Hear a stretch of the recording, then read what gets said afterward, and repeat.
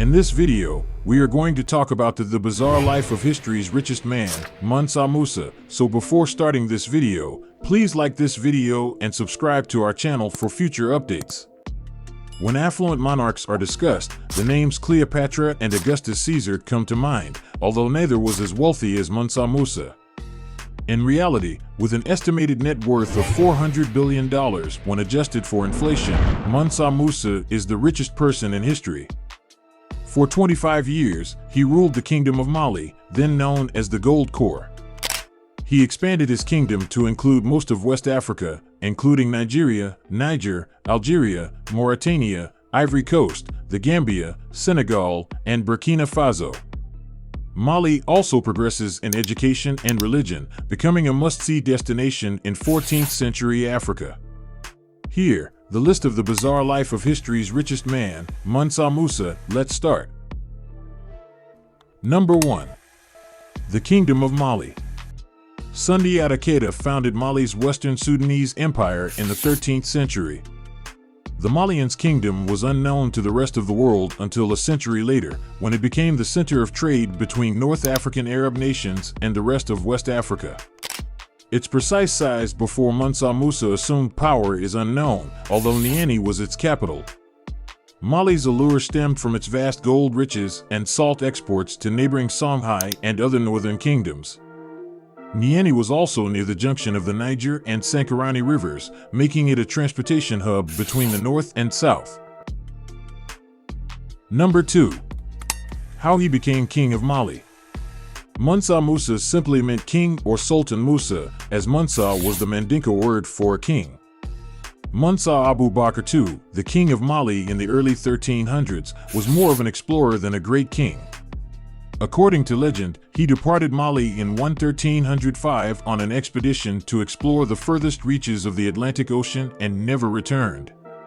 Musa, who was not the next in line but was connected to Sundiata in some way, had been put in control of the kingdom and had somehow taken the job of king when his predecessor failed to return. It is unclear whether his rise to power was diplomatic, but he was a great diplomat, therefore his ascension was met with little, if any, opposition from Malians. Number 3. Turning Mali into Africa's greatest kingdom.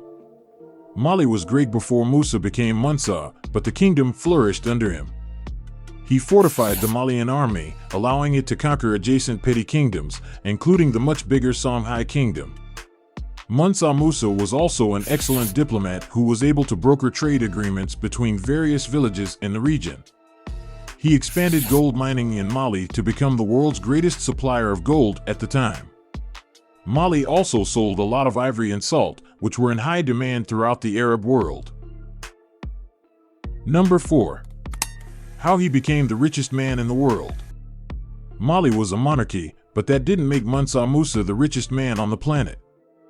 Musa was a trader before becoming king, and he must have been a huge one because he had a lot of ties in the merchant world. Musa's riches soared beyond that of his predecessors when he obtained the authority to tax traders and a percentage of all gold mined in his kingdom.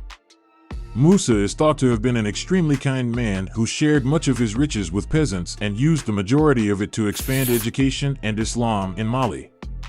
Mali is estimated to have had at least $400 billion in assets at the zenith of his wealth when he traveled to Mecca in 1324. Number 5. He built Africa's first university in Timbuktu. Timbuktu did not become a part of Mali until after 1325, when it was taken by Mansa Musa's generals. It was acquired in tandem with Gao, the former capital of Songhai. Mansa Musa had learned more about Islam and the need of education in his kingdom after returning from his Hajj in Mecca.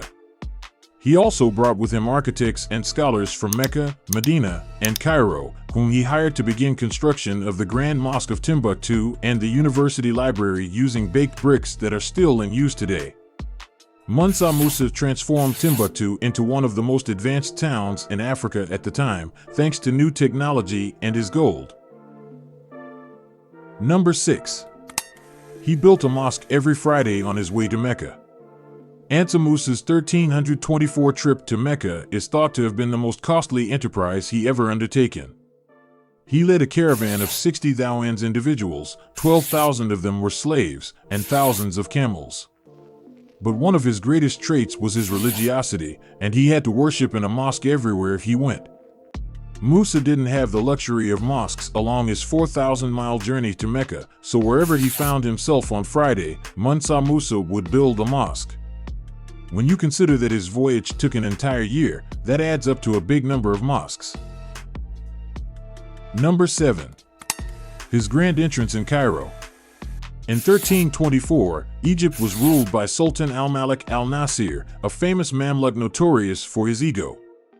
Musa had to pass via Cairo on his trip to Mecca, which meant he had to pass through the Mamluk capital with his massive caravan.